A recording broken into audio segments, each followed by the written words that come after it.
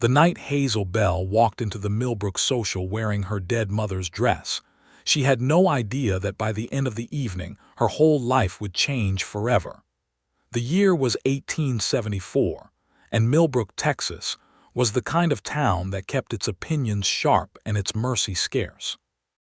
Nestled between the rolling limestone hills and the broad, copper-colored bend of the Brazos River, it was a cattle town that smelled of horse sweat, leather, and ambition, where the men worked hard under a merciless sun, and the women worked harder still, maintaining the dignified appearances of civilization in a land that had not yet fully decided to be civilized. The church doubled as a schoolhouse on weekdays. The saloon did its best business on Saturdays. And on the last Friday of every month during the summer, the whole town gathered at the Whitmore barn for what they called the social, a dance and supper event that was the single brightest occasion in an otherwise relentless calendar of labor. Hazel Bell was 22 years old, the daughter of a dry goods merchant who had died of fever 2 winters past, leaving Hazel and her younger sister Clara to manage the shop on the main street with nothing but determination and a modest ledger of regulars who paid their accounts on time.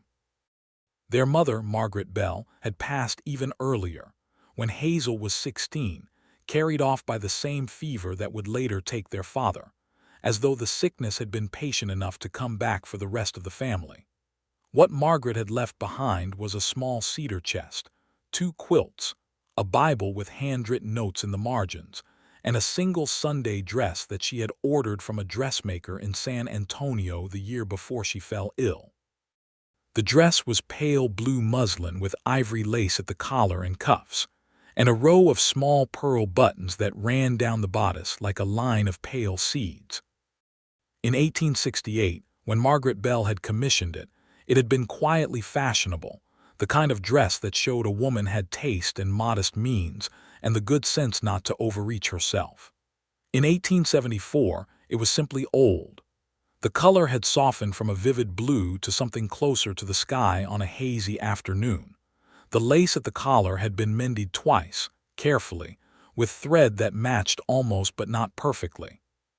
The hem bore a faint discoloration from an evening 6 years ago when Margaret had stepped through a puddle on the church steps and laughed about it on the walk home.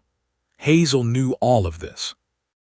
She had studied every inch of that dress with the kind of reverence that daughters reserve for the objects their mothers touched. She had held it up in the light of the small bedroom window and let the muslin breathe in the summer air, and she had told herself that it was still fine, still decent, still worthy of an evening out. She had no money for a new dress. The shop had been struggling since March, when a larger dry goods concern had opened 2 streets over and begun luring away customers with lower prices and a shinier front window. Clara needed new boots before the fall, and the roof above the storeroom had developed a leak that Hazel was already dreading the expense of repairing. There was simply nothing left for fabric and a dressmaker's time. So she had ironed the pale blue muslin with careful, slow passes of the iron, replaced one of the pearl buttons that had grown loose with a matching one she found at the bottom of the cedar chest, and braided her dark brown hair into a crown at the back of her head, securing it with 2 bone pins that had also been her mother's. She had stood in front of the small oval mirror above the washstand and looked at herself for a long moment, and what she had seen was not a woman in a fashionable dress. She knew that. But she had also seen something of her mother's face in the set of her own jaw, and that had been enough to make her stand straight and walk out of the door. She left Clara at home, because Clara was only 16 and had a cough that had lingered past its welcome, and the evening air carried a coolness off the river that Hazel did not want to risk against her sister's lungs. She walked the 3/4 of a mile to the Whitmore barn alone, carrying a small lantern because the moon was still young and thin, and she could hear the fiddle from half a mile away, bright and rollicking, pulling at something in her chest the way good music always did. The barn had been dressed up for the occasion, as it always was. Lanterns hung from the rafters on wire hooks, casting circles of warm amber light across the swept dirt floor. Long tables along one wall held pies and bread, and a great pot of beef and bean stew that Martha Whitmore made every month without fail. The women had pinned bundles of dried wildflowers along the stall dividers, and someone had strung a length of red ribbon from one end of the beam to the other. The fiddle player was old Ned Colton, who was mostly deaf and played almost entirely by memory and instinct, and he was accompanied by a young man on the guitar whose name Hazel did not know.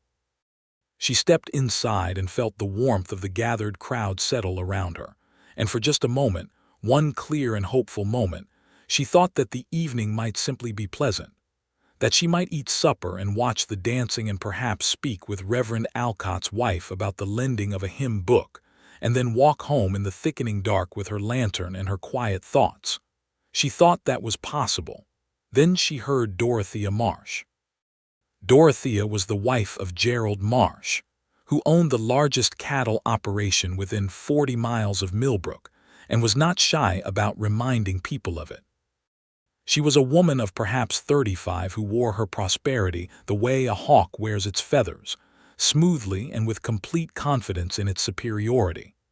Her dress that evening was dark green silk, freshly pressed, with a collar of cream lace that probably cost more than Hazel's entire month of shop earnings.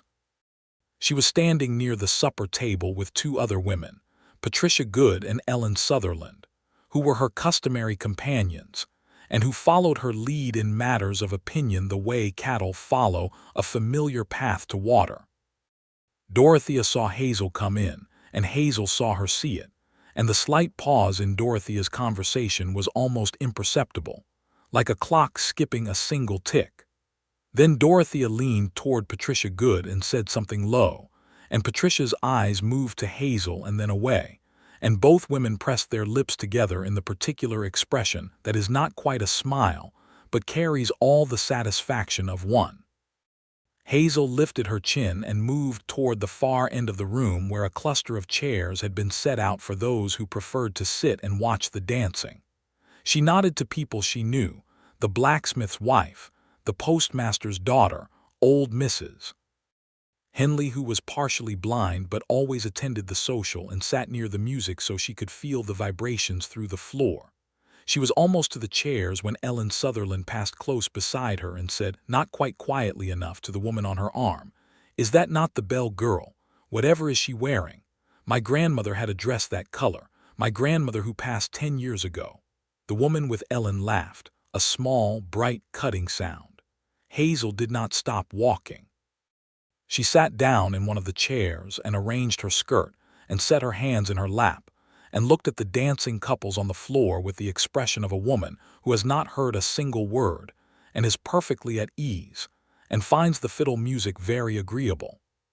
Inside, she was doing the thing she had learned to do since she was 16 years old, and people began looking at her with that particular combination of pity and judgment that orphanhood attracted. She was building a wall, very quickly and very quietly, brick by brick behind her sternum, and she was putting everything that hurt behind it. What she did not notice, because she was occupied with her wall building and her careful stillness, was the man who had come to stand near the barn door after she sat down.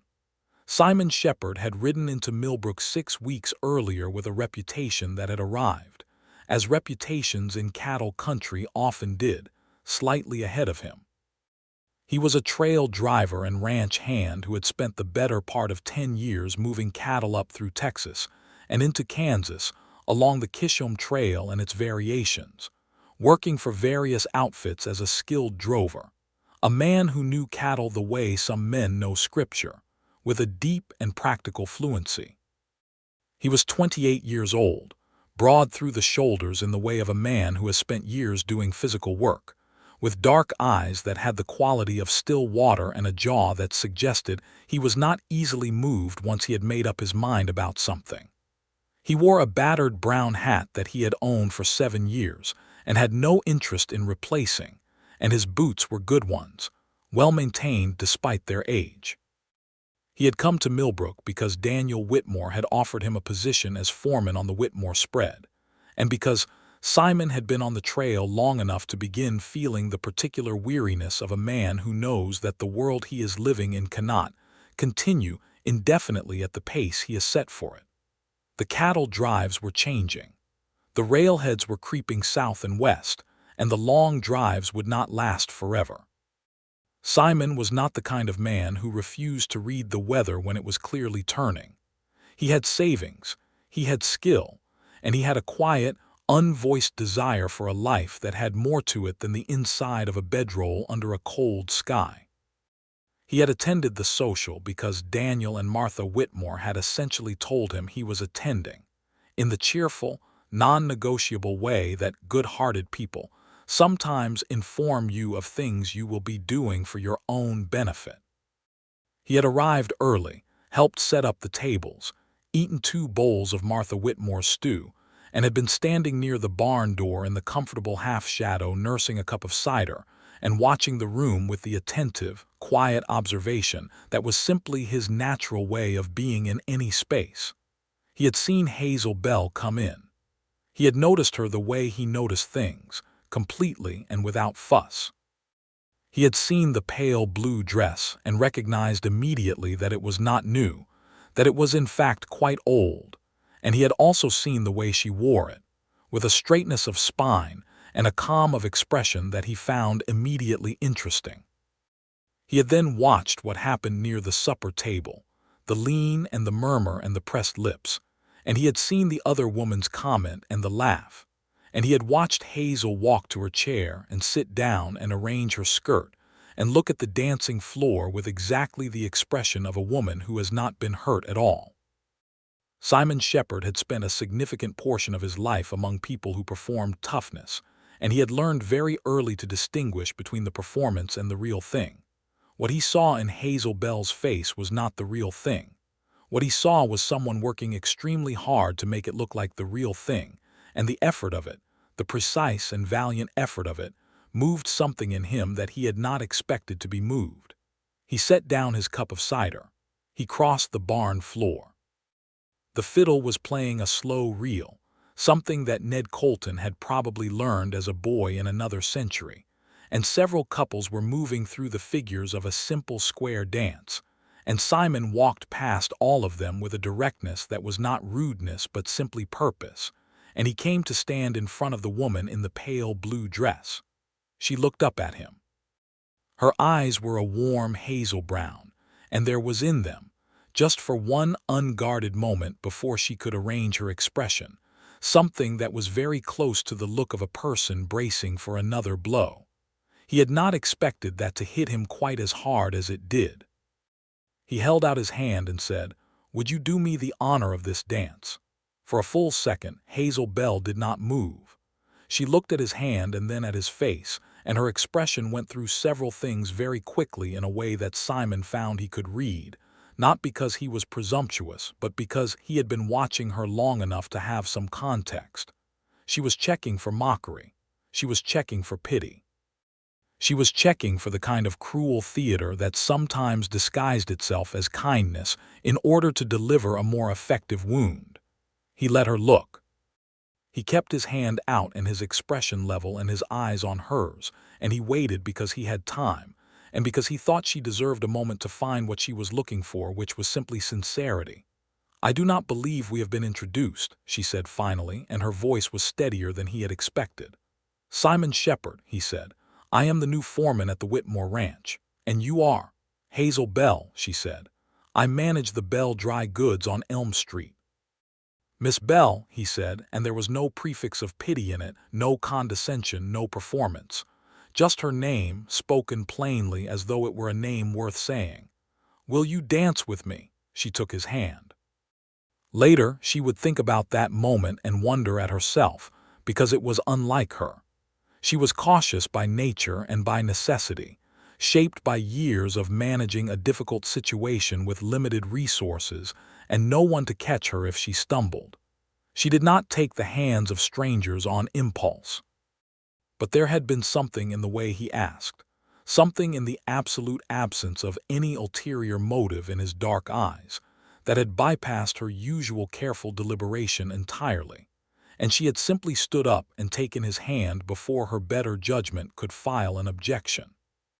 He led her onto the floor, and they found the rhythm of the reel together, and he was a good dancer, not showy, but competent and assured, the kind of man who had learned to dance in the practical way, because the social was one of the few entertainments available, and you might as well be able to participate in it. He held her at the proper distance and moved her through the figures with a steady confidence, and Hazel, who had not danced in 2 years and whose mother had taught her the steps when she was 12, found that her feet remembered what her mind had nearly forgotten. She was aware, peripherally, of Dorothea Marsh watching. She was aware of Patricia Good and Ellen Sutherland watching. She kept her eyes at the level of Simon Shepard's collar and focused on the music and the movement and the warmth of his hand, large and work-roughened, holding hers with a firmness that was respectful rather than possessive.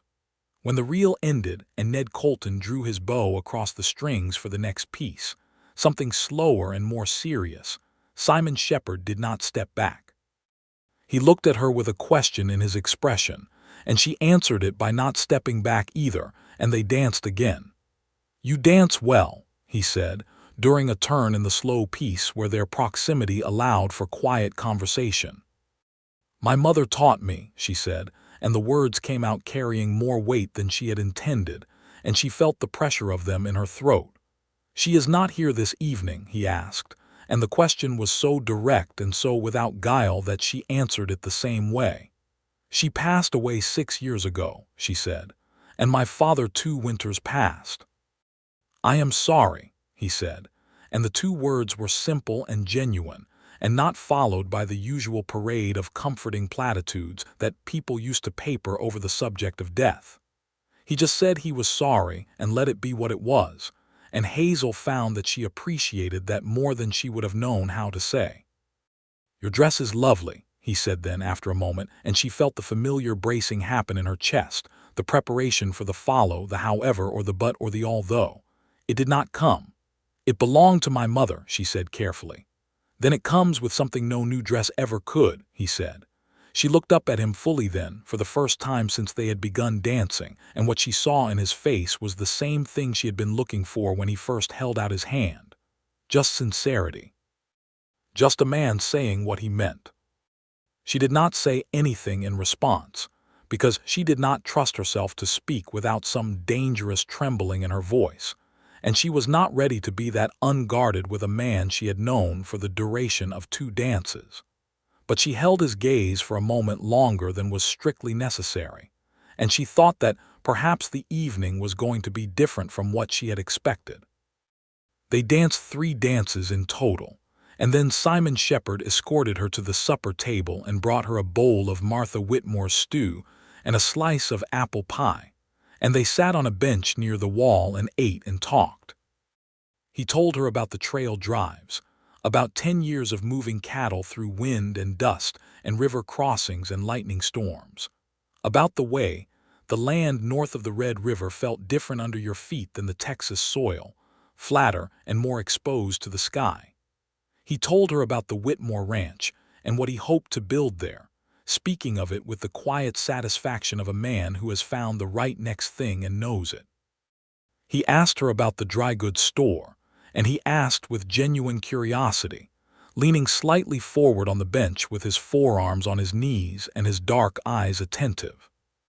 She told him about the shop, about her father teaching her the accounts when she was 15, about the challenge of the competition that had opened in March, about how she was trying to find a specialty, something the other store did not carry, some advantage she could work with. She was surprised to find herself talking about it so freely. She was not accustomed to being asked. Most of the people in Millbrook who asked how she was managing meant it as social protocol and did not particularly want the details of the answer.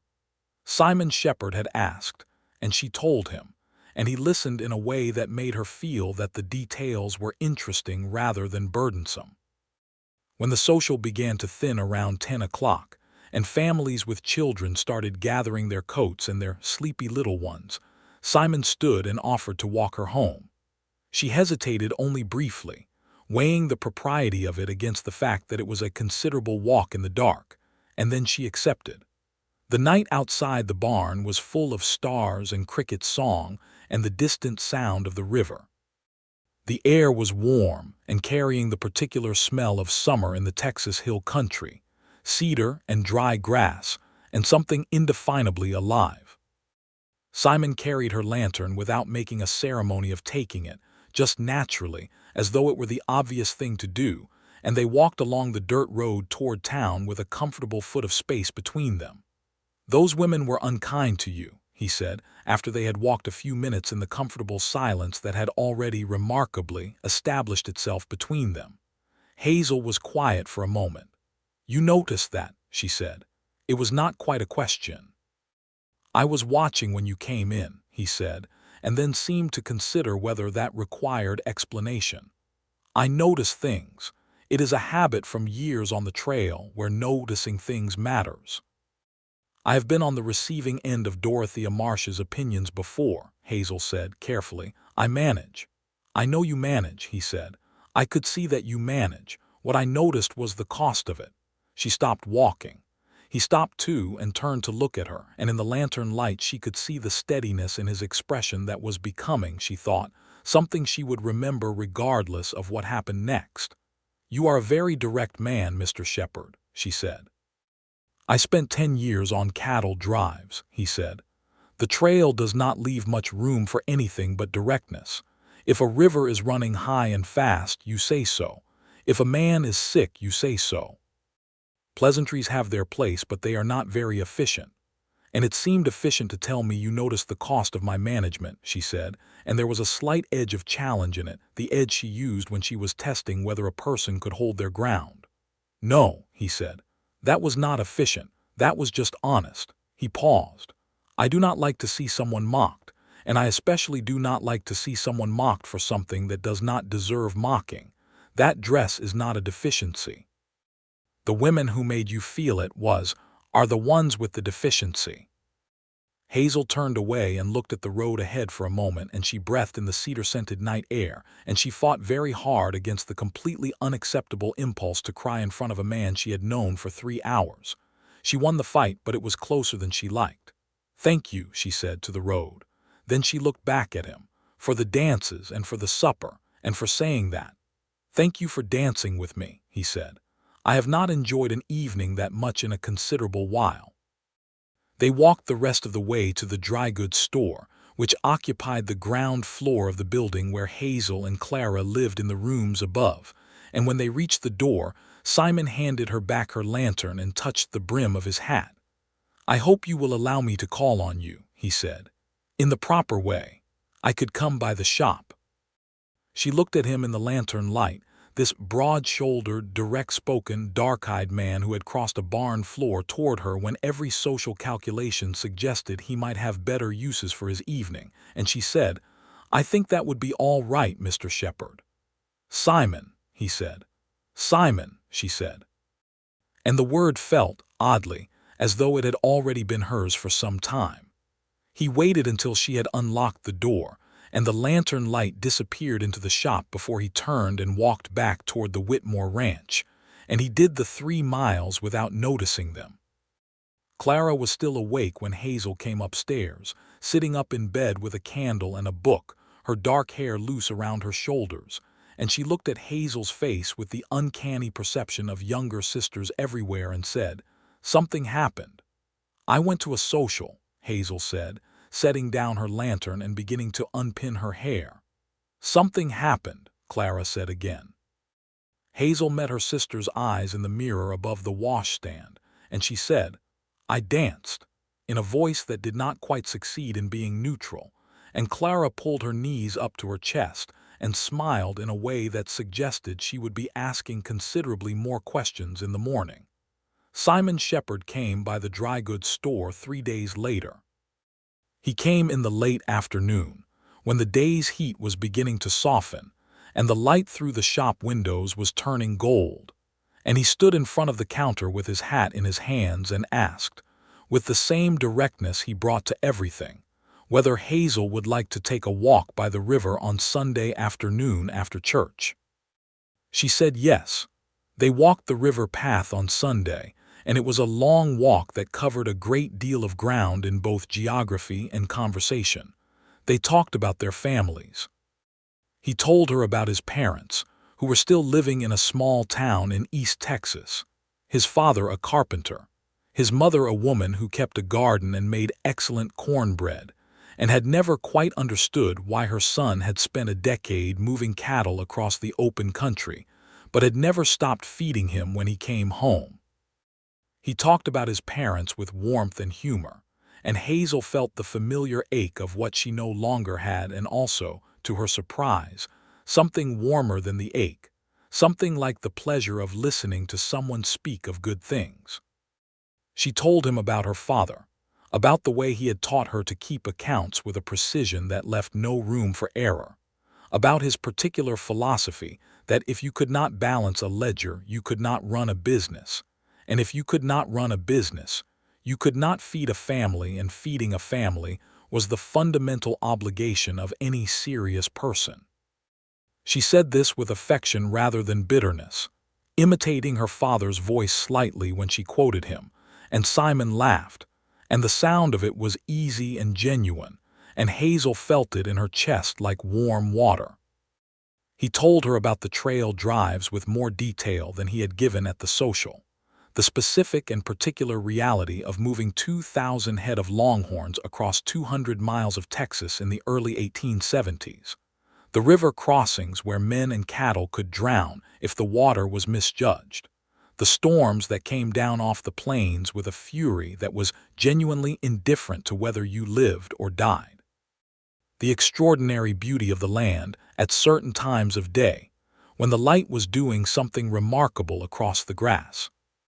He talked about the other drovers, the men he had ridden with, their various characters and skills and failings, and he talked about them with the fond exactness of a man who has lived in close quarters with people long enough to know them thoroughly and has chosen to like them anyway. She talked about the challenge of the shop, more fully than she had at the social, laying out the actual arithmetic of it, the numbers that kept her awake some nights, the strategies she had been considering. He listened without trying to fix it, which she had not expected, and then he said, "What is it that the other store does not carry that you could?" Not as a dismissal of the difficulty, but as a genuine engagement with the question. They worked through it together, walking slowly along the river bank where the water moved brown and steady over the limestone, and by the time they turned back toward town, she had arrived at an idea she had been circling for weeks, but had not quite been able to grasp, which was that the other store was carrying the same dry goods at lower prices, but was not carrying the specialty items that the ranching families needed, the particular weights of denim and canvas, the specific grades of rope, the medicinal supplies that a ranch cook needed to have on hand, and that currently required a trip to the druggist on the other side of town. She could make the Bell store the place that serious ranch outfits came to supply themselves, and she could build relationships with the ranching families directly. "That is a good plan," Simon said. "It is a plan," she said. "Whether it is good remains to be seen." "It is good," he said. "I will tell Daniel Whitmore about it. The Whitmore Ranch has been going to the druggist for half of what you could carry, and I know 2 other outfits within riding distance that would appreciate a reliable supply." She stopped walking and looked at him. "You do not have to do that," she said. "I know," he said. "I want to." The distinction mattered to her. She had experienced plenty of people doing things for her that they felt obligated to do, the uneasy charity of a small town toward 2 orphaned girls managing on their own, and it had always carried a weight of debt that she resented even as she accepted it because there was no alternative. What Simon was offering was not charity. It was something a friend did for another friend, straightforwardly, because it was useful. They walked back to town in the golden late afternoon, and when they reached the corner of Elm Street where the road turned toward the shop, Simon said, "Next Sunday," And Hazel said yes, and that was how it began. The weeks that followed were the warmest of Hazel's memory, not in temperature, though July in Texas was entirely without mercy on that front, but in the manner of warmth that lives in the chest rather than on the skin. Simon came by the shop on Wednesday afternoons, which was a slower day, and sometimes he helped her move stock or assisted a customer who had ridden in from one of the outlying ranches and needed guidance on what to purchase. And his presence in the shop was easy and unobtrusive, and somehow made the afternoon feel less like work. He had, as promised, spoken to Daniel Whitmore and 2 other ranch foremen, and within 3 weeks of their first Sunday walk, Hazel had established 2 new accounts with ranching operations that were now ordering regularly, which put the Bell store's numbers in a considerably more stable position. Clara watched all of this with 16-year-old attention and considerable delight. She had met Simon on his second visit to the shop and had immediately liked him with the directness of youth, telling Hazel afterward that he was the most sensible man who has ever come in here, and I am including father in that assessment, which was high praise from Clara, who had worshipped her father. She had also asked Simon approximately 40 questions about cattle driving in the first 10 minutes of their acquaintance, which he had answered with patient thoroughness, and they had become easy with each other quickly, in the way that a genuinely kind person and an intelligent young woman sometimes do. The Sunday walks continued. They covered the river path, and the road toward the old mill, and the limestone outcropping east of town, where you could see the whole valley laid out below in the evening light like a painting someone had done from memory of something beautiful. They talked and argued pleasantly about small things, about the best way to preserve food for winter, about whether the new railroad spur that was being discussed in the county seat would benefit Millbrook or ultimately draw its commerce away, about books, because Hazel was a reader and Simon was a reader, and they had each been surprised and pleased to discover this about the other. He had read things she had not read, and she had read things he had not, and they traded recommendations, and then debated them on subsequent walks with an energy that was half intellectual and half simply the pleasure of disagreeing with someone whose company you enjoy. He had not kissed her. This was a thing that Hazel was, by mid-August, simultaneously grateful for and entirely distracted by. He was respectful to a degree that was, in its way, maddening, maintaining the proper distance and treating her with a consideration that she deeply appreciated, and that was also, she acknowledged privately to herself in the darkness of her bedroom, making her want to take him by the collar and tell him to stop being quite so principled about it. She said nothing of this to Clara, who would have laughed for a week. It was at the end of August, on a Sunday walk that took them up the limestone ridge east of town, that Simon stopped at the top and stood looking out over the valley with the particular expression that she had learned, over the course of 6 weeks, meant he was about to say something that he had been thinking through carefully. The sun was low and orange above the hills to the west, and the valley below was all shadow and last light, and the grass moved in the evening breeze with a sound like whispered conversation. "I want to ask you something," he said, still looking at the valley. "All right," she said. He turned to look at her. "I want to know what you think about this, about Millbrook, about whether you are intending to stay here." She considered the question because it was a real one, not rhetorical, not a preamble to something else. He genuinely wanted to know her answer. "Yes," she said. "The shop is here. Clara is here. My mother and father are buried in the churchyard here. I am not going anywhere. I am building something at the Whitmore Ranch," he said. "Daniel is talking about selling me a portion of the south pasture in the next year or 2, once I have proven the operation. I have savings from the trail years. I think within 2 years I could have a small spread running on my own land." "That is a good plan," she said, hearing the echo of what he had said to her about the shop. He looked at her with dark eyes that had, in the orange light of the sunset, something of a question in their depths that was older and more serious than the one they were supposedly having. "When I say I am building something," he said slowly. "I do not mean only the land and the cattle." Hazel's heart did something irregular. "Simon," she said. "I know it is early," he said. "We have known each other 8 weeks. I am aware that is not long, but I am not a man who does not know his own mind, and I know it now, and I thought you should know it too." He paused. "I am not asking anything of you right now. I am not asking you to answer anything or make any kind of decision. I just want you to know where I stand." She looked at him for a long moment in the fading orange light. This man who had crossed a barn floor toward her when no one else had thought to, who had said her mother's dress was lovely and meant it, who had listened to her talk about accounts and supply strategies and river crossings and books with equal attentiveness, who had given her Wednesday afternoons and Sunday walks, and the gift of being spoken to as though what she thought and felt was simply worth knowing. "I know where I stand too," she said quietly. He held her gaze. "Hazel," he said, and nothing else. She took one step toward him and he took one step toward her, and then he kissed her, gently and seriously, in the way of a man who does not do things halfway. And the sun finished setting behind the hills while they stood at the top of the limestone ridge with the evening breeze moving around them and the valley full of coming darkness below. When they separated, he did not move far away. He stood close enough that she could see the lines at the corners of his eyes from years of squinting into the sun, and he said, "I would like to come by the shop and speak to Clara." "Clara is 16, Hazel said. "I know," he said. "But she is your family, and I think she deserves to be included in the conversation."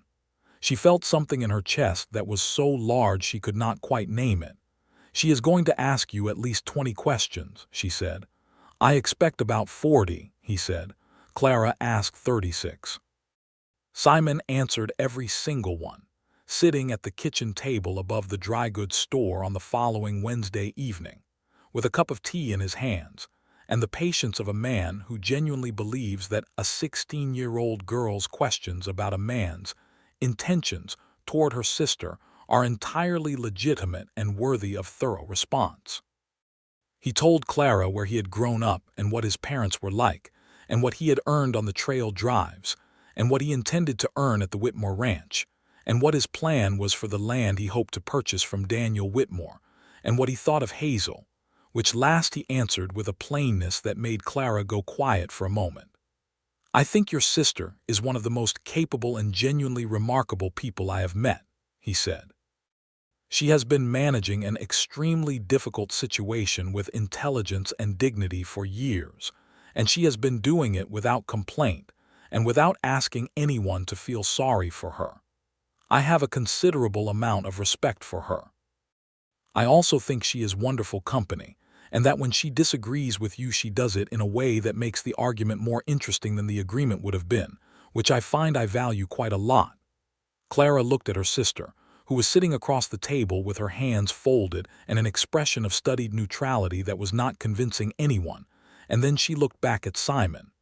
"She cried when she read the last chapter of Bleak House," Clara said. "Clara," Hazel said. "That is not a failing," Simon said. "That is a sensible response to Dickens." Clara decided that she liked him, and she said so directly, which was her way, and Simon thanked her, and that was that. The formal courtship proceeded through September and into October, with the rhythm of a life that had other things in it besides courtship, because they were both people with responsibilities, and neither of them was inclined to neglect those responsibilities in favor of feeling. The shop accounts improved. The ranching families were reliable customers, and they told other ranching families. And by the end of September, Hazel had taken on a part-time assistant, a steady older woman named Ruth Alcott, who was the Reverend's widowed sister, and who was efficient and pleasant and good with the customers. Simon was working hard at the Whitmore Ranch, learning the specific challenges of the land and the operation, making the adjustments and improvements that a good foreman makes, building the kind of track record that eventually results in a conversation about a land sale. He and Daniel Whitmore were getting along well, and Martha Whitmore had developed a fondness for Simon that was expressed in the form of feeding him extremely well, which Simon did not object to.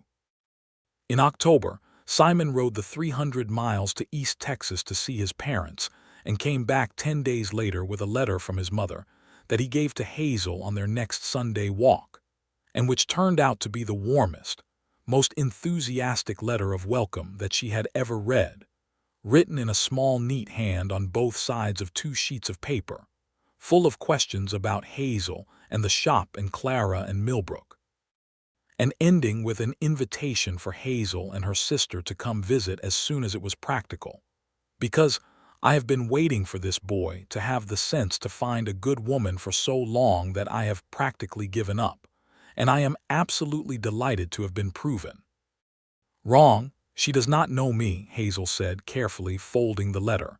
She knows you well enough from what I told her, Simon said. She is a very good judge of her own son's judgment. What did you tell her? Hazel asked. He thought about it for a moment, and then he said, I told her about the night I saw you walk into the social, and about the women who were unkind, and about how you sat down and arranged your skirt and looked at the dancing floor as though you had not heard a word, and I told her what I saw in your face behind the expression, and that it was not weakness, and that I could not stop thinking about it after. Hazel looked at him. You told your mother all of that? I tell my mother most things, he said. I always have. She is very sensible about them. Hazel looked back at the letter in her hands. She sounds wonderful, she said. She is, he said. He proposed on a Saturday in November, in the kitchen above the dry goods store, with Clara sitting in the other room making absolutely no pretense of not listening. And he did it in a way that was characteristically direct and sincere, kneeling on one knee on the scrubbed pine floor with a ring that had been his grandmother's, a small garnet in a plain gold setting, and telling her that he loved her, which he had said before, but saying it now in the context of a future that was specific and planned and offered, not as a hope, but as an intention. She said yes, also characteristically directly, without the theatrical hesitation that was considered feminine protocol. And from the other room Clara made a sound that was somewhere between a laugh and a sob, and probably involved some combination of both. They were married on the first Saturday of March in 1875, in the Millbrook church, in a ceremony that was simple and well attended. Hazel wore her mother's pale blue dress, altered now to fit her more precisely, the hem freshened, the lace at the collar replaced with new lace that she had chosen to match the original as closely as she could find. She had considered whether to wear it, knowing what people had said about it in August, and had decided with the cool certainty of a woman who knows her own mind that she would. The dress had been on her mother's body when Margaret Bell had danced at her own wedding, and it belonged at this wedding too, regardless of what Dorothea Marsh or anyone else thought about the color of the muslin. She carried a small bunch of early spring wildflowers that Clara had gathered that morning from the slope behind the churchyard, and she walked up the aisle of the church with her hand on Clara's arm, because there was no father to give her away, and she had decided that her sister was the right person for the job, and Clara had agreed with the particular bright-eyed fierceness that characterized everything she agreed to. Simon stood at the front of the church in his best coat, a good dark wool that he had purchased specifically for the occasion, and his hat was in his hand. And when he saw Hazel come through the door of the church in her mother's pale blue dress with her dark hair, braided and pinned with the bone pins that had also been her mother's, and her wildflowers in her hand, something happened on his face that was so unguarded and unperformed that half the church felt it second-hand. A full and private joy coming out into the light. Reverend Alcott performed the ceremony with appropriate gravity and appropriate warmth, and when he said the words that made them husband and wife, Simon's hands on hers were very steady and his eyes did not leave her face, and Hazel thought that whatever happened in the world outside this moment, whatever difficulties the shop or the ranch or the weather or the years might deliver, she had this specific and indestructible thing, which was a person who had looked at her very carefully and decided. The wedding supper was held in the Whitmore barn, which was becoming, it seemed, the site of the significant events in their particular story. And Martha Whitmore had cooked for 3 days in preparation. And old Ned Colton played the fiddle with an enthusiasm that was inversely proportional to his accuracy. And Simon and Hazel danced the first dance together in front of everyone. And it was better than the first dance at the social had been, which had already been good. Clara danced with every young man who asked her and some who hadn't quite worked up to asking yet. And Daniel Whitmore told a story about Simon that involved a flooded river crossing and 30 head of panicked longhorns, and ended with Simon climbing a cottonwood tree, which Simon denied the key detail of while admitting to the rest of it, and the table laughed for a considerable time. Even Dorothea Marsh attended, because the social architecture of a small town makes attendance at important ceremonies essentially mandatory regardless of personal feeling.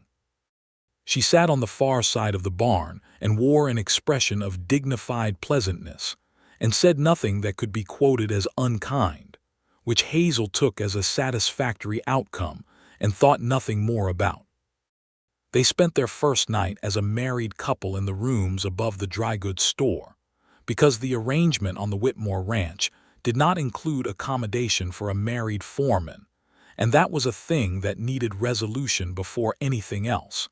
And they were up early the next morning because the shop opened at 7, and Simon had cattle to check before 8. Clara, who had moved into the smaller bedroom, was already in the kitchen making coffee when they came downstairs, and she looked at them both with the expression of a person who has decided to be entirely normal about this and cannot quite manage it. And they all three ate breakfast with a comfortable messiness of emotion that was, Hazel thought, the actual texture of family life, as opposed to the version people described in polite company. The living arrangements were resolved within the month. Daniel Whitmore, who was a practical man and had been planning this anyway, offered Simon the use of the foreman's cottage at the edge of the ranch property, a solidly built 2-room structure with a good roof and a stone fireplace, and a small barn behind it. And the understanding was that as Simon built his record and accumulated toward the land purchase, the cottage was his to use and eventually to improve. It needed work, as most things of genuine value need work, and Simon set about providing it on every day that was not taken up by the ranch operations, which meant he was very busy for the month of April. Hazel ran the shop during the week and came out to the cottage on weekends to clean and organize, and plant a kitchen garden in the small plot behind the cottage where the sun was good in the mornings. Clara came out most Saturdays and helped dig up the hard ground and plant the seeds they had ordered, and she and Simon argued cheerfully about the best spacing for vegetable rows, while Hazel laughed at both of them from the cottage doorstep. Clara's cough, which had worried Hazel through the winter, improved substantially in the spring. The Reverend's sister, Ruth Alcott, who was managing the shop beautifully, told Hazel that she need not come in every day if the arrangement with the ranch was pulling at her, but Hazel came in every day anyway, because she was that kind of person, and because the shop was hers and she was not going to manage it by proxy. The first summer of their marriage was warm and full of work, and also full of the particular contentment of two people who are where they plan to be. Simon brought her wildflowers occasionally, not lavishly, because he was not a lavish man, but specifically, a single early bluebonnet or a bunch of the yellow flowers that grew along the creek bank, set on the windowsill of the cottage when she came out on a Saturday, with no ceremony, just left there because he had thought of her and seen them and wanted her to have them. She kept them until they dried and then pressed them between the pages of her Bible, next to her mother's handwritten notes in the margins, which was the place she kept things worth keeping. In the fall of that year, Hazel realized she was expecting their first child. She told Simon on a Sunday evening at the cottage, sitting at the kitchen table with the last of the garden's tomatoes in a basket between them, and his reaction was immediate and complete and unperformed, the kind of joy that does not organize itself into appropriate expressions but simply happens, and he reached across the table and took both her hands in his and held them, and neither of them said anything at all for a moment, because there was too much to say, and the silence held it better. "A boy," he said, not as a preference, just thinking aloud. "Or a girl," she said. "Or a girl," he agreed with equal satisfaction. The baby was born in June of 1876, in the cottage on the Whitmore Ranch, with the help of the town's physician, Dr. Hargrove and Martha Whitmore, who had delivered enough calves to feel relatively unrattled by the proceedings, and who held Hazel's hand through the harder hours with a grip like iron and a voice like absolute confidence. Clara paced outside the cottage door and worried in a way that she would later describe as only moderately dramatic, which no one who knew her believed. The baby was a boy, which surprised no one more than Simon, who had entirely talked himself out of the prediction, and he was healthy and loud, and had, from the first hour, an opinion about everything, expressed in the particular decisive way of a person who does not intend to be ignored. They named him Thomas, after Simon's father, with the middle name of James, after Hazel's. Simon held his son for the first time with the careful, slightly overwhelmed expression of a large, competent man, confronting something that requires a completely different kind of care than anything he has previously been responsible for. And Thomas looked up at him with the unfocused authority of newborn babies, and apparently found him satisfactory, because he stopped crying for a period of 6 minutes, which was the longest uninterrupted silence he produced in the first 48 hours of his life. Hazel watched this from the bed, tired and warm and filled with something so large and undifferentiated that she did not try to name it, only felt it, and she thought about her mother and what she would have said, and she was sad and full at the same time, which is a condition that grief enforces on the living and which she had learned to inhabit without fighting it. "He has your jaw," she said to Simon, because he did. "He has your eyes," Simon said, which was true. Clara came in from outside and stood in the doorway and looked at her nephew for a long moment with her hand pressed to her mouth and her eyes bright. And then she crossed the room and kissed her sister's forehead and said, "Mother would have been so happy," which was the exact right thing to say and the thing that Hazel had been thinking. And she held Clara's hand for a moment, and they were both quiet. The years that followed had the quality of something being built carefully, the way a good house is built, with attention to the foundation and to the materials and to the particular weather and soil of the place it is intended to stand. Simon purchased his parcel of south pasture from Daniel Whitmore in the spring of 1877, when Thomas was 10 months old and beginning to pull himself upright on the furniture, and the land transaction was simple and fair, and represented the culmination of 3 years of steady, reliable work on Simon's part, and Daniel Whitmore shook his hand with the expression of a man who is gratified to have made a good investment in a person's potential. The cattle on Simon's parcel were initially modest, 20 head of good stock that he had purchased with the savings from the trail years, and he ran them carefully, improving the pasture and the water access and the fencing, and he sold at the right times and reinvested with the same careful judgment he applied to everything else. The operation grew steadily, not explosively, which was the right way to grow an operation in the Texas Hill Country, where the summers could be brutal and the winters unpredictable, and the market for cattle was subject to forces well beyond any individual rancher's ability to influence. Hazel kept the shop, expanding it now to include the ranch supply line that had become its most reliable revenue, and hired a second full-time assistant alongside Ruth Alcott when Thomas was a year old. She nursed Thomas for 6 months, and then Clara, who had turned 17 and was finishing the last of her formal schooling, helped manage the early mornings and the evenings at the cottage so that Hazel could maintain the shop's operation with some continuity. The arrangement worked because all 3 of them were fundamentally practical people who did not stand on ceremony when practicality was what the situation required. Clara turned 18 in 1876 and had, by that time, developed into a young woman of considerable intelligence and startling directness, and a capacity for argument that Hazel found simultaneously exhausting and deeply familiar, recognizing in it the same quality in herself that had apparently driven Simon to want to spend the rest of his life around it. Clara had several young men paying attention to her, and she evaluated them with the thoroughness of a woman who has watched her sister's courtship and learned from it the importance of choosing well. The one she eventually settled on was a young schoolteacher named David Ames, who had come to Millbrook in the spring of 1877 to take up the position at the church schoolhouse, a quiet and serious man with a dry humor and a genuine intellectual engagement with ideas that matched Clara's own. He was 23 to Clara's 18, and he treated her opinions with the respect they deserved, which was the thing she found most essential in a person. He also passed the Simon Shepard approval test, which was not officially a test but was functionally one, and which consisted of Simon asking him 3 questions about his intentions and his plans, and listening to the answers with the careful attention of a man who knows when someone is being straight with him. David Ames was straight with him, and that was that.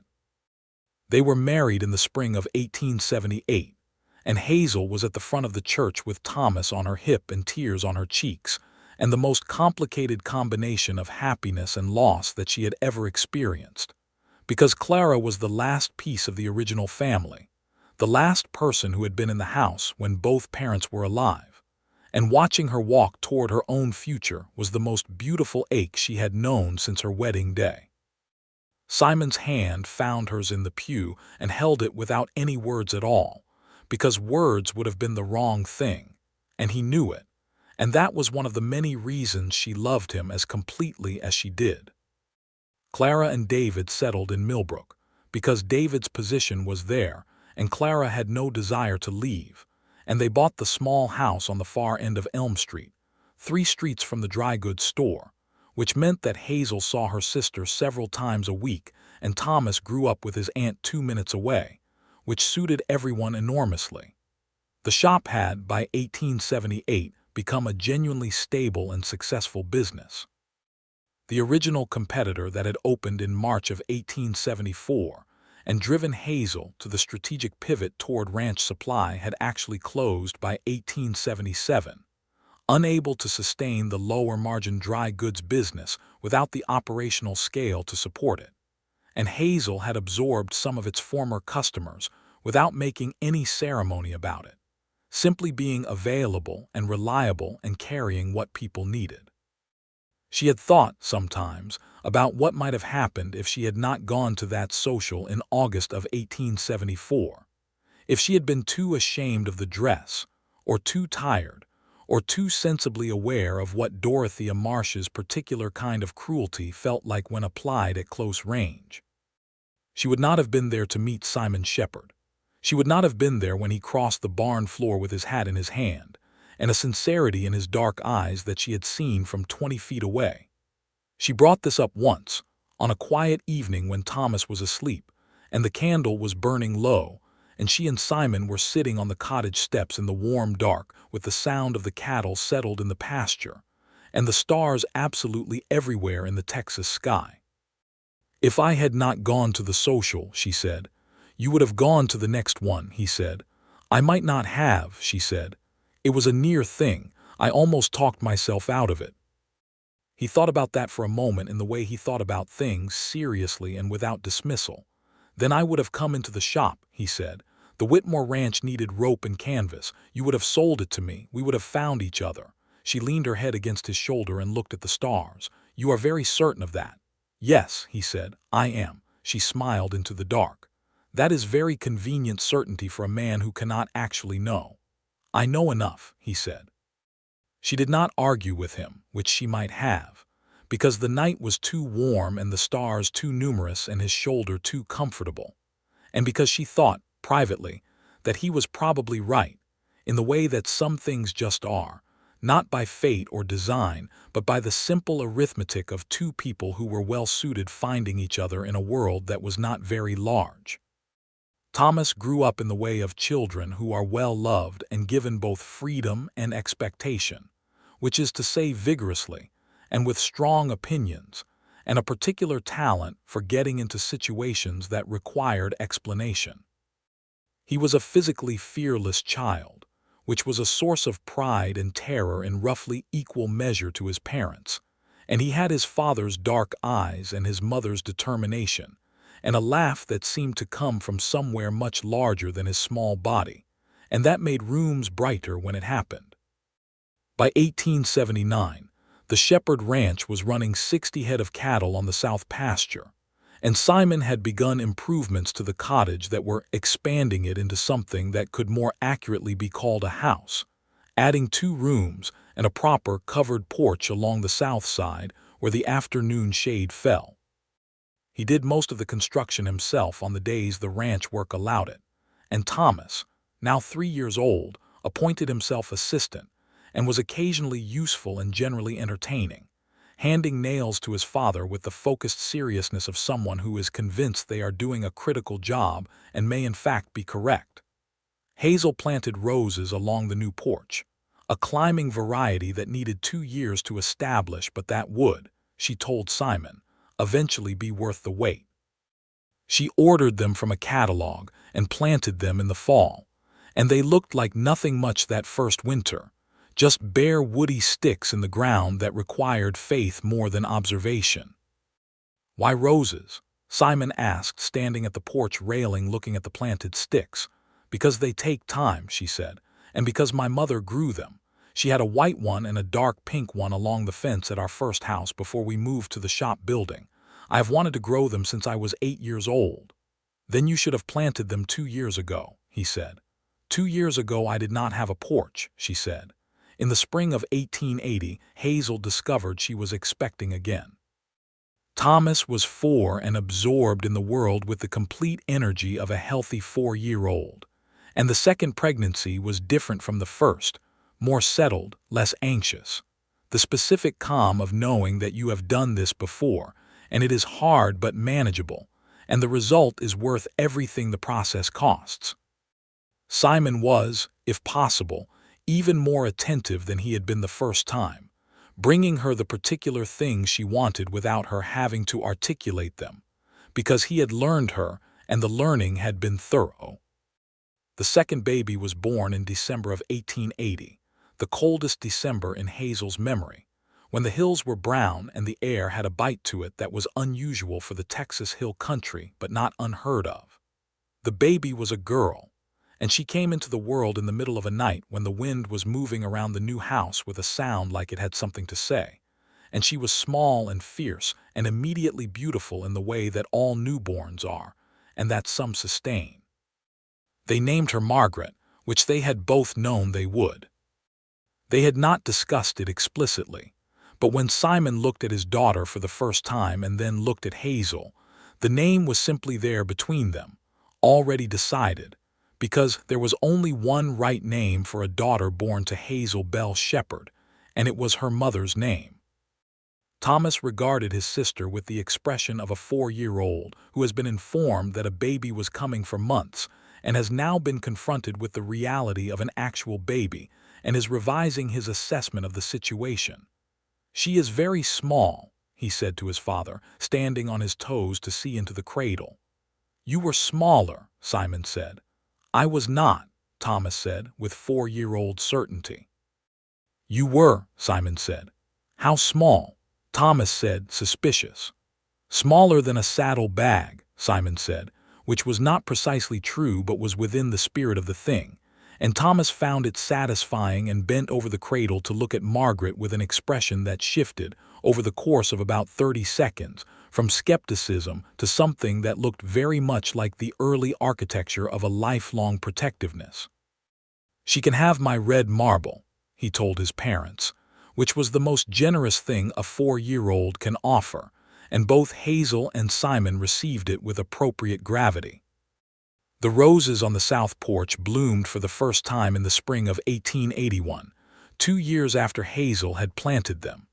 She came out one morning in April and found the first flowers open, a deep warm pink, and she stood on the porch steps in the early morning light with her coffee cup and looked at them for a long time. Simon came out and stood beside her, and she said she would have liked them. And he knew who she meant, and he said, "Yes," and put his arm around her. And they stood there together in the morning light with the roses open on the porch and the sound of Thomas beginning to wake up inside the house and Margaret still sleeping in her cradle, and the Brazos somewhere over the hills doing what rivers do.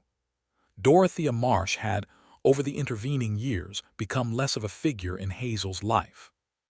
The town had a way of sorting people toward their natural level of significance, and Dorothea's particular brand of meanness had lost some of its power, as Hazel's circumstances had settled and solidified, and made themselves evident to anyone who cared to look. The Bell store was thriving. The Shepard ranch was growing.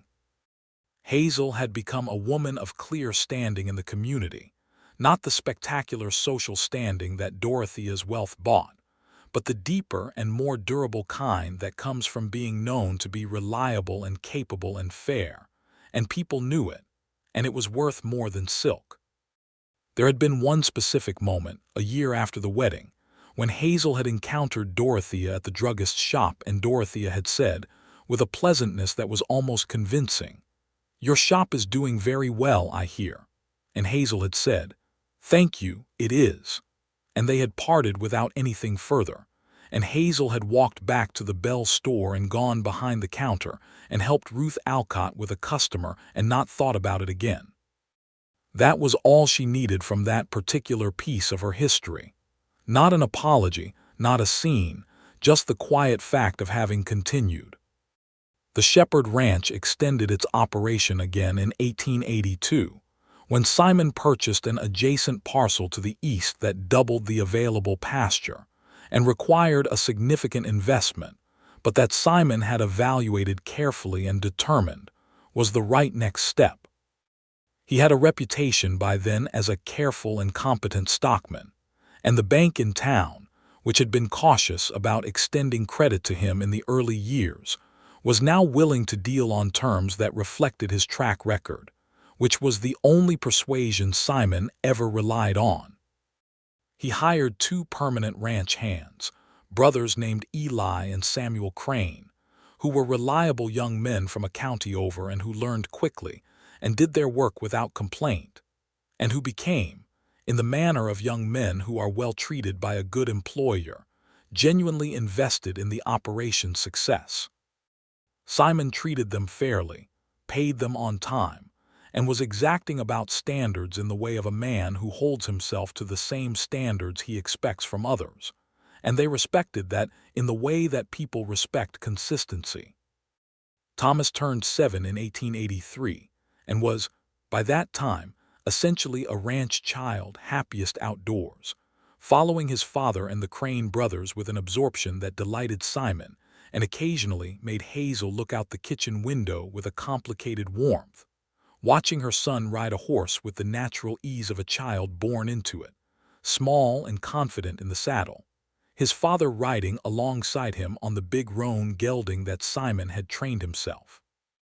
Margaret was 3, and was a person of specific and decided opinions expressed in a clear soprano that carried across considerable distances.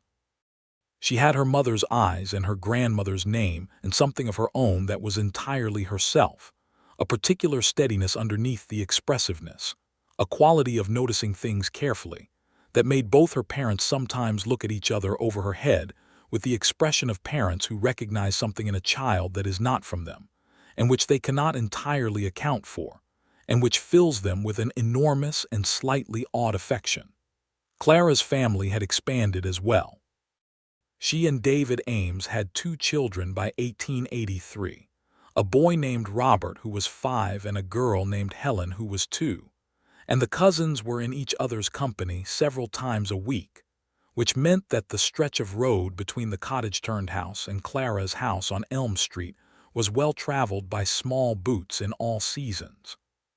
Simon's parents came to visit in the summer of 1883, making the journey from East Texas by stage, and Simon met them at the stop in Millbrook with the expression of a man who has been looking forward to something for a long time and has refused to show it.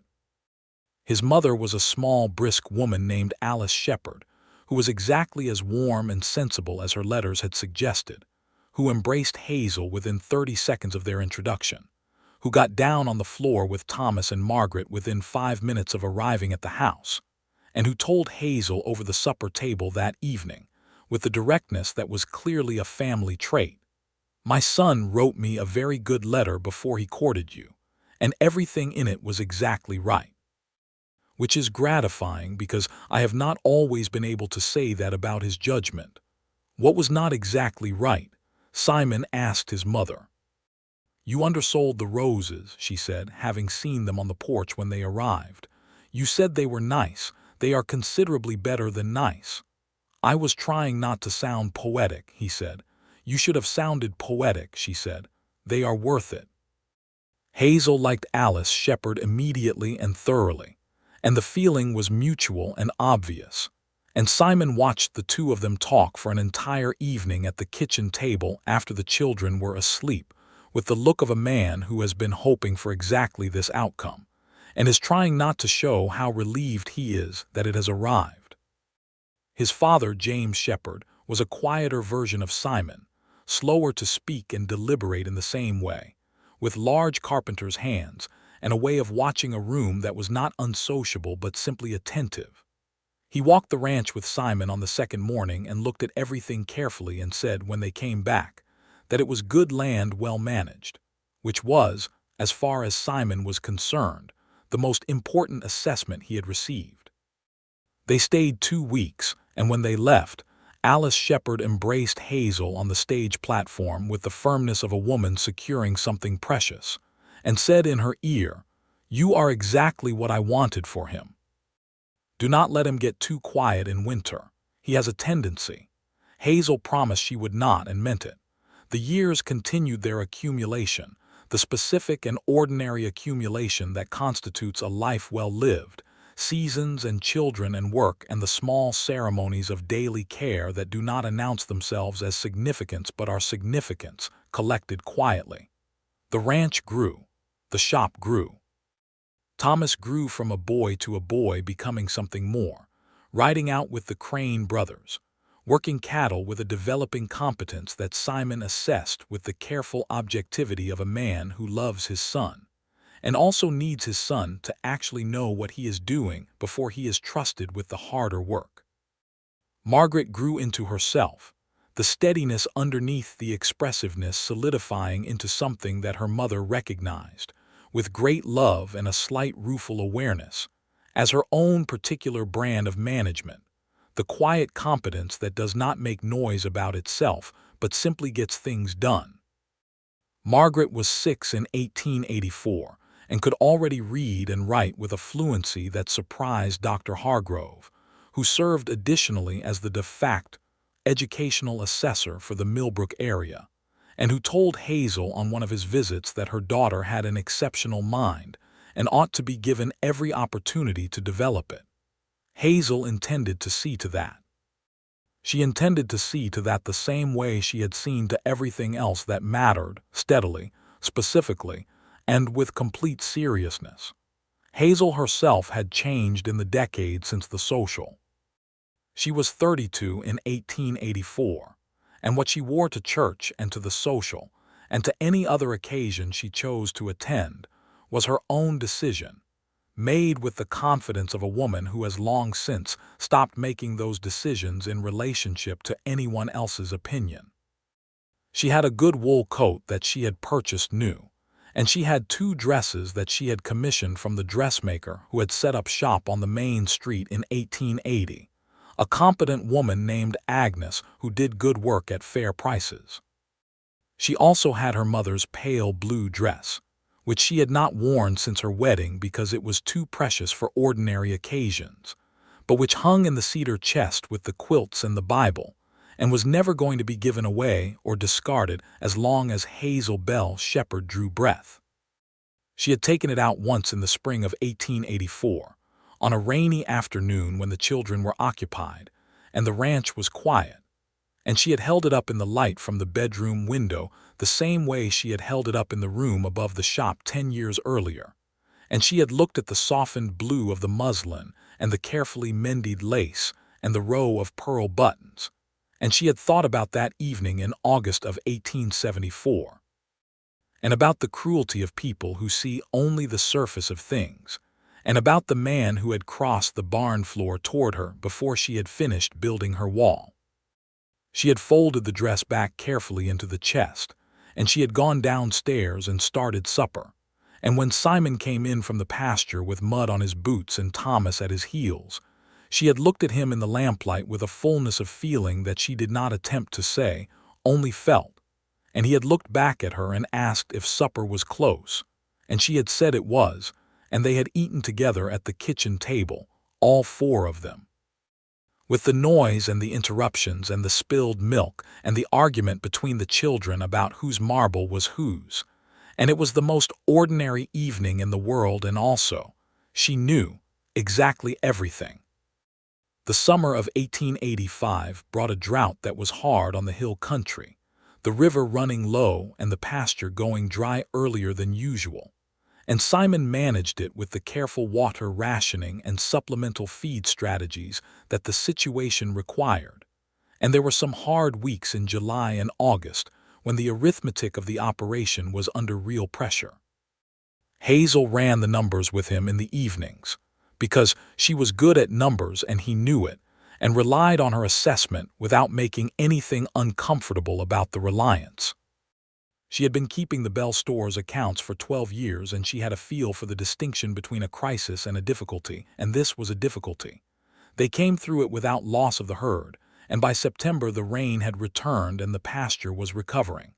"You are an excellent person to be in difficulty with," Simon told her, on the first cool September evening when they could see that the worst was past, sitting on the Rose porch with their coffee. "High praise," she said. "The highest," he said. "I have been in difficulties with many people. The quality of the company makes a significant difference to the experience." She leaned her head on his shoulder and looked at the darkening hills and the first stars beginning in the east. "We are good at it," she said.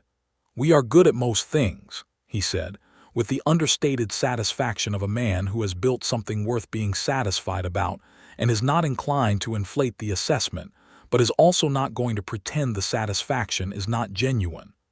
"Do not let Clara hear you say that," she said. "She will spend the next 3 dinner conversations finding the things we are not good at." "I am aware," he said. "I would not say it in front of Clara." "Wise man," she said. The roses had, by 1885, covered the full length of the porch railing and were growing up the posts with a vigor that Hazel found deeply personally satisfying. The blooms came every spring in the deep warm pink that had surprised her the first year, and that she had come to regard as the defining color of late April, and the scent of them in the evening, when the air was warm and still, came through the open window of the bedroom in a way that she would not have traded for anything. They were sitting on that porch on an October evening in 1886, 12 years after the social, when Thomas was 10 and reading in the kitchen and Margaret was 6 and already asleep, when Simon said, with the quiet that preceded the things he said that mattered most, "I want to tell you something." She waited. "I have been thinking about the social," he said. "About that night." "We have talked about that night," she said. "I know," he said. "But I have been thinking about something specific about it that I have never said. I was watching you from the barn door for a considerable time before I came across. I kept thinking I would wait for a better moment, or that perhaps you would rather I did not, or that I was making assumptions about what you might want. And then I watched those women near the table, and I watched you walk to your chair, and I watched what happened in your expression, and I stopped deliberating." She was quiet, listening. "What I want to say is that I am glad I stopped deliberating," he said, "because I am capable of deliberating myself right past things. I have done it before. And that would have been the most costly instance of it in my life, if I had deliberated past that moment and gone home to the Whitmore ranch and told myself I had been sensible." She turned her head to look at him. His face in the October darkness was very familiar to her, all its lines and its stillness, and the particular quality of his dark eyes that she had spent 12 years learning, and it was the most known face she had ever known. "I am glad you stopped deliberating too," she said. "I think about it sometimes," he said, "and I think that you were the bravest person in that room. You wore something that mattered to you and you walked in anyway. And when people were unkind, you sat down and arranged your skirt and looked at the dancing floor as though you had not heard a word. And you were building a wall as fast as you could behind your ribs, and you sat up straight and let the evening be what it was going to be. And I thought then, and I think now, that there is almost nothing in the world braver than that kind of quiet." She did not say anything for a moment. The October night was cool, and the stars were beginning to appear above the dark hills, and somewhere in the pasture, one of the cattle made a low, settling sound. "Simon," she said. "I know," he said. "I am being poetic." "Yes," she said. "Keep going." He laughed, the easy and genuine laugh that had not changed in 12 years. "That is all I had," he said. "I said what I meant." "You always do," she said. She took his hand where it rested on the porch railing, and he turned his palm up and held hers, the same large and work-roughened hand that had been held out to her across a barn floor in August of 1874. And she thought about her mother's dress hanging in the cedar chest, and about the fiddle playing and the lantern light, and the way the evening had seemed, for one clear moment, to be the kind of evening that simply happened without consequence, and then had turned out to be the evening that everything came from. She thought about the cruelty that had been intended and what it had actually produced, which was this man's attention, crossing a room, arriving in front of her like a correction the universe was making to an error that had briefly seemed permanent. She thought about her mother's careful handwriting in the margins of the Bible and the bone hairpins and the pearl buttons, and how everything that mattered about a life could be pressed into a cedar chest and carried forward into the next one. She thought about Thomas reading in the kitchen, his father's seriousness and his mother's eyes, and Margaret asleep in her room with the steadiness under everything that was her own particular gift, and the roses on the porch that had taken 2 years to bloom and had been blooming ever since. She thought about Clara 2 streets away with her books and her questions and her cornered market on sisterly exactness, and about David Ames, who had earned the right to Clara's considerable companionship by having the intelligence to deserve it. She thought about everything, holding Simon Shepard's hand on the porch of a house they had built together out of a foreman's cottage in years of consistent effort, and the October air was cool and the stars were sharp and the roses were dormant but not gone, only resting, which was what things did in the seasons that required it. "What are you thinking?" he asked. "Everything," she said, "in the best possible way." He turned to look at her and she looked back at him, and in his expression was the same thing she had been looking for when he first held out his hand across the barn floor, 12 years ago, in a different season of her life. Just sincerity. Just a man who meant what he said and had meant it every day since, in the specific and various ways that love is not an event but a practice, carried out in the morning light, and the difficult summers and the ordinary suppers and the long quiet evenings on the rose porch, with the stars coming out above the hills of home. She leaned against him and he put his arm around her and they sat there together, until the cool became something closer to cold, and the lamp in the kitchen window that meant Thomas was still reading was still burning, and the cattle in the pasture were fully settled, and the night was full and wide in theirs. They went inside eventually, and Simon checked on Margaret, who was sleeping with the absolute commitment of a child who does not do anything halfway, and Hazel looked in on Thomas and found him asleep over his book, which she removed gently and set on the table beside the lamp before she blew the lamp out, and they moved through the quiet nighttime house together in the way of 2 people who know exactly where everything is, and who feel the full weight of the goodness they have made, not grandly, but in their bones. Every night. In the spring of 1887, 3 years before the century turned, and 13 years after that August evening at the Whitmore barn, Hazel planted a second rose along the porch. A white one, to grow beside the deep pink, because her mother had grown white and deep pink side by side along the old fence, and because Hazel had been meaning to do this since the first rose bloomed and had simply not gotten around to it until now. She planted it on a Saturday in April while Simon was in the south pasture, and Thomas was with the Crane brothers, and Margaret was sitting on the porch steps watching her mother dig, with the focused attention of a 7-year-old who is considering asking a question. "What is that one for?" Margaret asked. Hazel sat back on her heels and looked at the new plant in its hole, the bare woody stick that required faith more than observation, and she thought about how to answer that. "Your grandmother grew white roses," she said, "along the fence of the first house she ever lived in with your grandfather.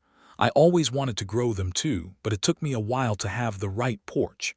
She patted the soil down around the roots. "Now I have the right porch." Margaret considered this with her characteristic steadiness. "Will they bloom this year?" she asked. "No," Hazel said. "Next year perhaps, maybe the year after. Some things take time." "How do you know they will bloom at all?" Margaret said, with the practical directness that came from both sides of her family and was very much her own. Hazel looked at her daughter, at the clear eyes and the set jaw and the attentiveness, and she thought about everything that had required faith before it arrived. The shop's improvement and the ranch's growth and the roses and the years of steady, quiet love that had built themselves into this Saturday afternoon, this porch, this child asking good questions in the spring light. "You plant them and you tend them and you believe they will," Hazel said. "And they do." Margaret nodded, considering this, and then asked if she could help water the new plant, and Hazel gave her the small tin watering can and let her do it carefully, pouring with both hands, the water darkening the earth around the bare wooden sticks that held all that dormant potential, and that would, in the fullness of the right season, open into something extraordinary and white against the south wall of the house that Hazel Bell Shepard had made her life in, here in the hill country of Texas. In the last quarter of a century that was ending, and a future that was only beginning. Simon came home that evening to find Hazel on the porch with her coffee and the new plant in the ground, and he stood at the porch steps and looked at it and then at her. "White," he said. "My mother grew white and deep pink together," she said. He climbed the steps and sat in his chair beside hers and looked at the new plant in the last of the April light. "It will take 2 years," he said. "At least," she said. "Then in 2 years," he said, "we will have white roses." She looked at him, and he looked at her, and the evening was warm and the hill country stretched away to the horizon under a sky that was doing something beautiful with the last of the light, all rose gold and deep blue. And Thomas came in from the pasture trail below the house at a running walk with his boots raising little puffs of dust, and Margaret came out the kitchen door to see what was for supper. And the cattle were settled in the pasture, and the Brazos was moving brown and steady somewhere over the hills, and the deep pink rose was budded for its 6th spring, and the white one was waiting in the ground. And it was enough. It was more than enough. It was everything.